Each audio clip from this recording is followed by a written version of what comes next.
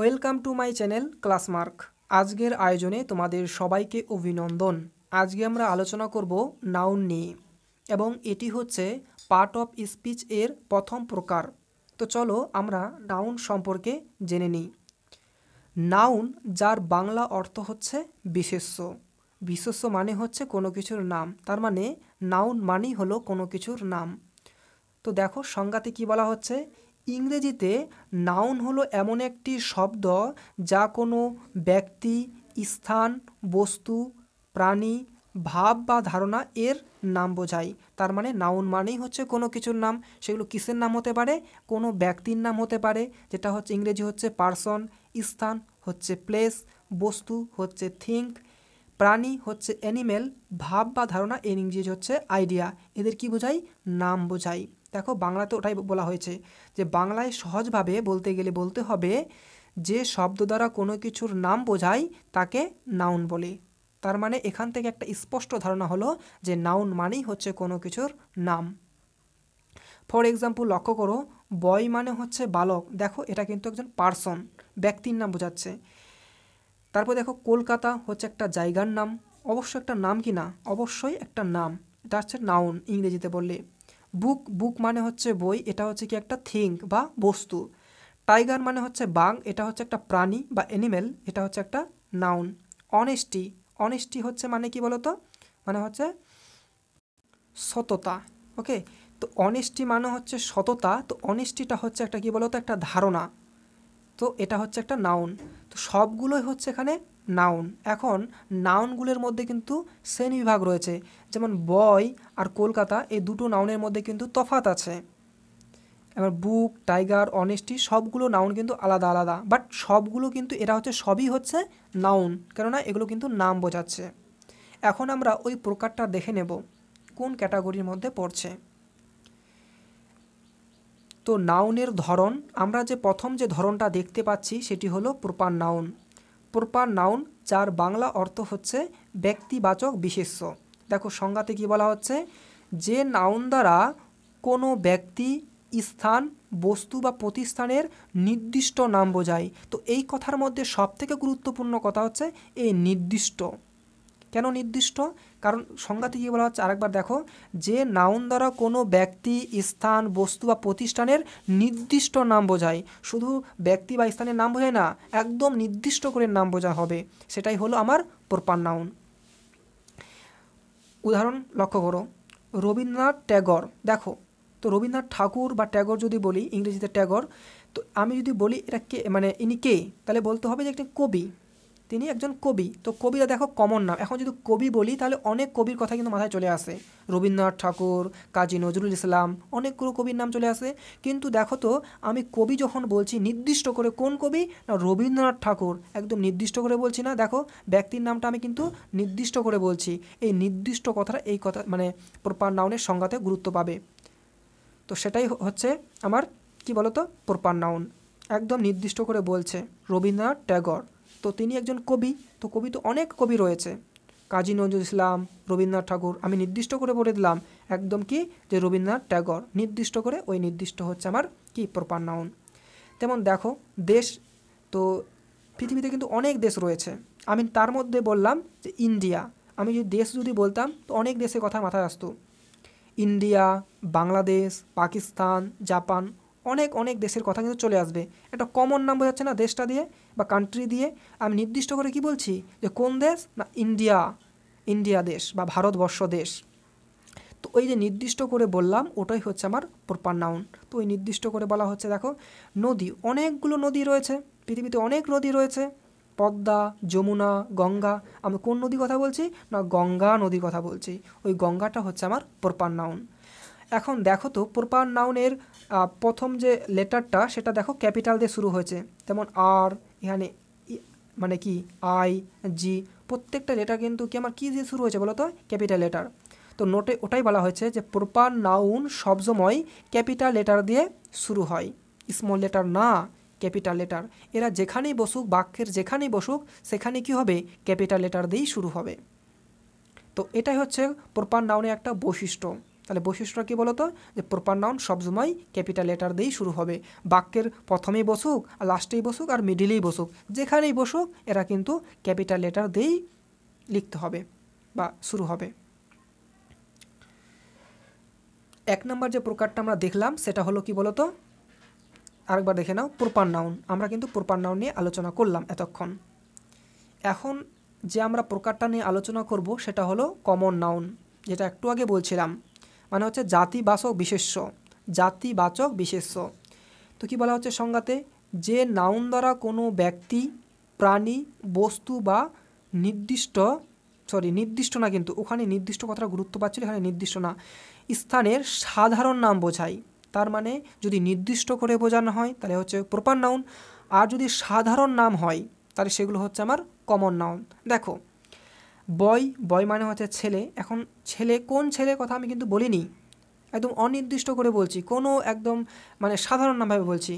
বয় মানে ছেলে, কোন ছেলে, যে বললাম সাকিব, হ্যাঁ, তারপর হচ্ছে রফিক, আশরাফ, আমার নিজেই নামটাই বললাম। তো এখানে দেখো আমরা কিন্তু বয়, ঠিক আছে, তো ওইটাকে একদম সাধারণ নামে যদি বলি তাহলে হচ্ছে ছেলে, বুঝতে পারছো। সিটি মানে হচ্ছে শহর। তো অনেক শহর রয়েছে, আমি কি বলেছি কোনো নির্দিষ্ট করে শহরের নাম বলেছি বলো তো, বলিনি কিন্তু। তাহলে আমি যে নির্দিষ্ট করে বলে দিই তাহলে তো ওটা তো প্রপার নাউন হয়ে গেল। আমি সিটি বলেছি, কলকাতা সিটি হতে পারে, মাদ্রাজ সিটি হতে পারে। তো রিভার, এবার কথা বলছি রিভার মানে নদী। তো পৃথিবীতে তো অনেক নদী রয়েছে, আমি কি নির্দিষ্ট করে বলেছি বলো তো, রিভারের নাম কি বলেছি আমি, বলিনি, আমি রিভার বলেছি। যে কোনো রিভার হতে পারে, যে কোনো নদী হতে পারে, পদ্মা হতে পারে, যমুনা হতে পারে, গঙ্গা হতে পারে, ভাগীরথী হতে পারে, তো আমি রিভার বলেছি, যে কোনো নদী হতে পারে। তো কমন নাম না, একেবারে দেখো তো অনেকগুলোর ভেতরে কিন্তু থাকছে। এখন যখন নির্দিষ্ট করে বলে দেব তখন তো সেটা অবশ্যই প্রপার নাউন হয়ে যাবে। তো এগুলো হচ্ছে আমার সবই কমন নাউন। 3 নাম্বার যে আমরা প্রকারটা দেখব সেটা হলো ম্যাটেরিয়াল নাউন বা পদার্থবাচক বিশেষ্য। তো বাংলা অর্থ দেখেই বুঝতে পারছো যে পদার্থবাচক মানে পদার্থের কথা উল্লেখ থাকবে। তো সংজ্ঞাতে কী বলা হচ্ছে দেখো, যে নাউন দ্বারা কোনো পদার্থ বা উপাদানের নাম বোঝানো হয় তাকে বলা হয় ম্যাটেরিয়াল নাউন, মানে হচ্ছে পদার্থবাচক বিশেষ্য। দেখো গোল্ড মানে কি, সোনা। দেখো তো এটা পদার্থ কিনা, অবশ্যই একটা পদার্থ গোল্ড, যার জীবন নেই। হ্যাঁ, তারপর হচ্ছে ওয়াটার মানে হচ্ছে জল বা পানি বলতে পারি।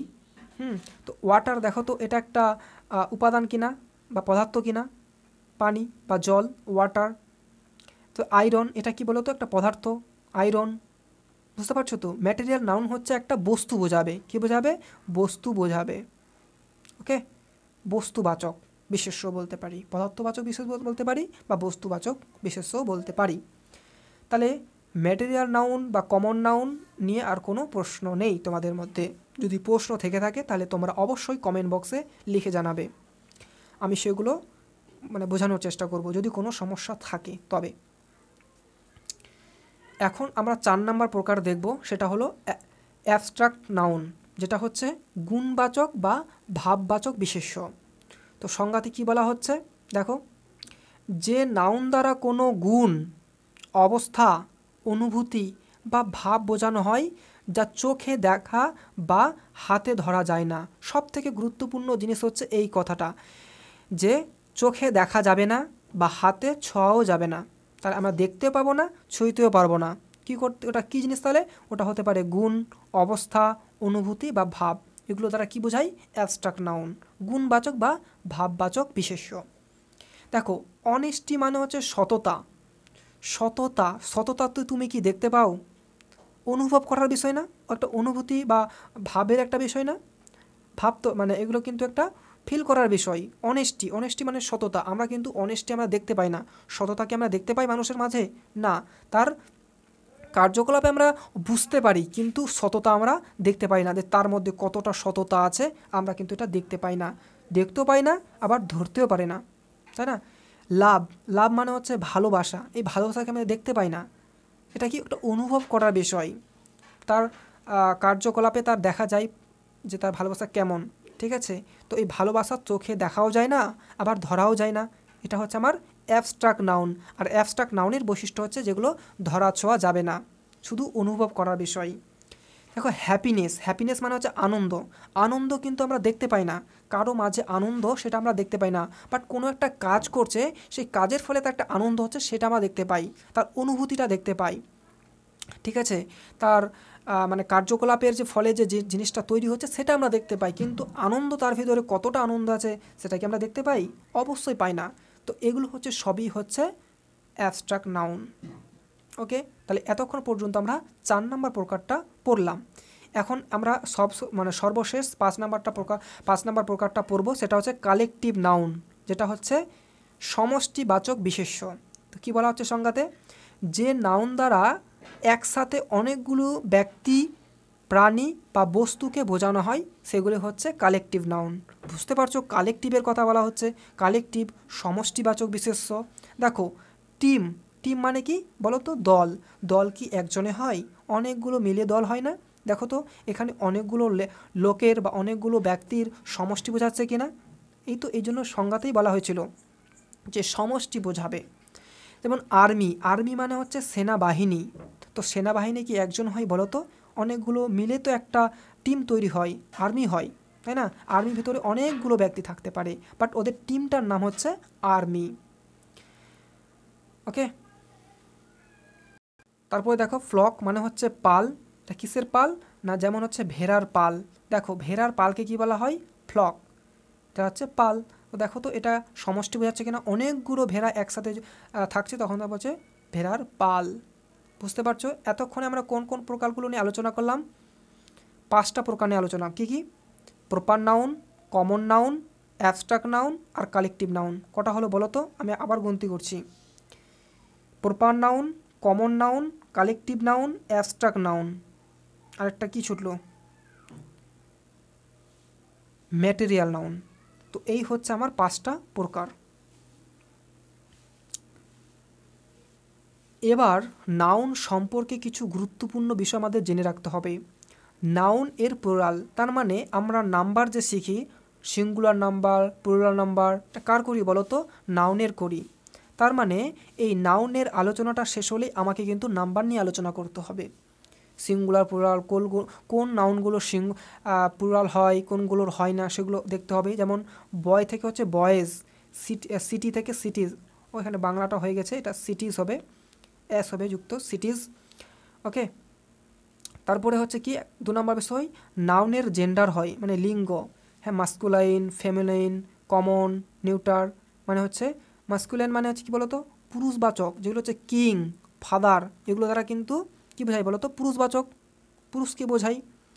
ফেমিনিন মানে হচ্ছে স্ত্রীবাচক, যেগুলো স্ত্রীবাচক শব্দ হয়, যেমন কুইন, কুইন মানে হচ্ছে রানী, মাদার, এগুলো হচ্ছে আমার ফেমিনিন জেন্ডার। তার মানে নাউন সম্পর্কে যে বিষয়গুলো, নাউনের সাথে সম্পর্কিত বিষয়গুলো চলে আসে। Number, singular number, plural number, যেটা 1 নম্বরে দেখলাম। 2 নম্বর যেটা চলে আসে সেটা হলো জেন্ডার। তার মানে নাউনের সাথে কিন্তু আমাকে জেন্ডারও আলোচনা করতে হবে। এগুলো সম্বন্ধে আমরা বিস্তারিত জানার চেষ্টা করব। এখন আমি এখানে দিয়েছি শুধু নাউনের সঙ্গে কোন বিষয়গুলো যুক্ত রয়েছে সেগুলো। তারপর জেন্ডার নিয়ে আমাদের মানে ইউটিউব চ্যানেলে কোনো কিন্তু ক্লাস নেই, সেগুলো আমরা দেবো আস্তে আস্তে। কমন নাউন, কমন নাউন হচ্ছে উভয়বাচক, উভয়বাচক। টিচার, দেখো টিচারটা কিন্তু মানে কি হতে পারে? মেয়ে হতে পারে, আবার ছেলেও হতে পারে। স্টুডেন্ট, ছেলে হতে পারে, মেয়েও হতে পারে, একদম কমন বোঝাচ্ছে না? হ্যাঁ, ওটাই হচ্ছে কমন। তারপর হচ্ছে কি নিউটার, যেটা হচ্ছে জড়। বুক, জীব নেই, টেবিল, জড়বস্তু। বুঝতে পারছো? আচ্ছা, এখন এখানে একটা কথা লেখা আছে 3 নাম্বারটাতে, সেটা দেখো, নাউনের সাথে আর্টিকেলের ব্যবহারের সতর্কতা। তার মানে আর্টিকেলটাও কিন্তু নাউনের সাথে কিন্তু সম্পর্কিত।